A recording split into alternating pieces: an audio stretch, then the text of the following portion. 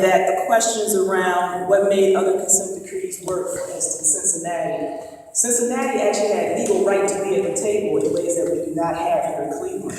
So we have to stay on top of the process to make sure the community stays engaged, because legally, unlike the Black United Front, we do not have access legally to hold up a process. They did. They were an actual full party to the process of the collaborative agreement. There are all kinds of answers to the questions. There's multiple answers to the same kinds of questions. Around language, I would also encourage us to think about how we talk about language before I get into my comments here. What is adversarial really? Is that pushing back? Is that challenging? Is that trying not to be hemmed in by the kind of connotations of what it means to have professional behavior or be in kumbaya moments?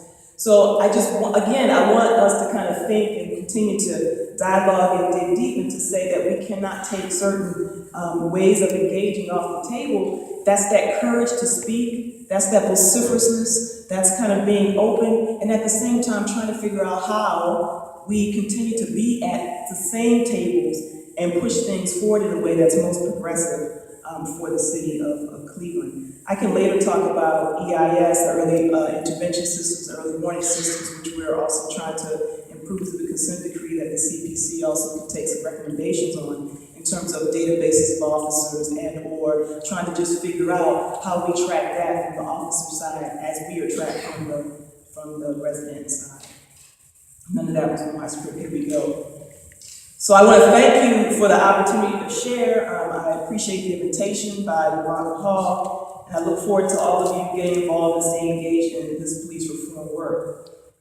That's really imperative, and I think that's why I felt compelled to start the way that I started.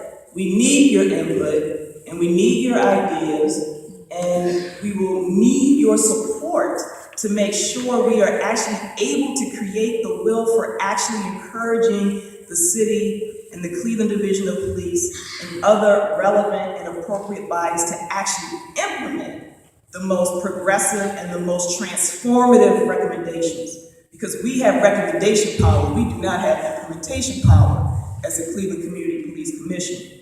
So, as far as I'm concerned and our commissioners, we have to move beyond the status quo.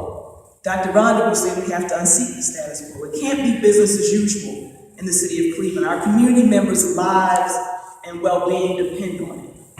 So I'll give an overview of the CPC, our mission, and then the policy priorities on our agenda, and then Reverend Yvonne will provide more detail on the operational aspects of our work, and particularly community outreach and engagement, and then we can answer some questions at the end. So one, why was the Cleveland Community Police Commission established? The CCPC actually emerges out of the settlement agreement entered into between the Department of Justice and the City of Cleveland in May 2015, and Mike told you about that whole timeline and process. The Cleveland Community Police Commission ended up in the consent decree as part of advocacy by community groups.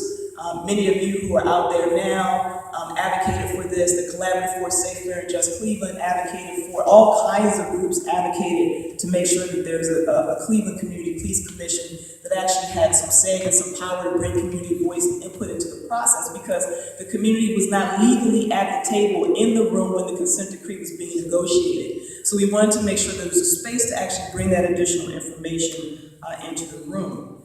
On September 8th, 2015, 13 people of diverse backgrounds and experiences were sworn in to serve as commissioners for 4 years.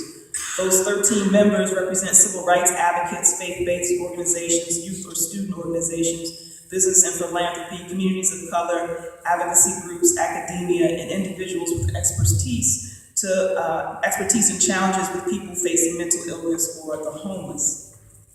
The commission also includes representation from the citizens of the Citizens Police Patrolmen's Association, CPPA, the Fraternal Order of Police, FOP, and the Black Shield. The CCPC is committed to creating opportunities for ongoing community input in the development of reforms, establishment of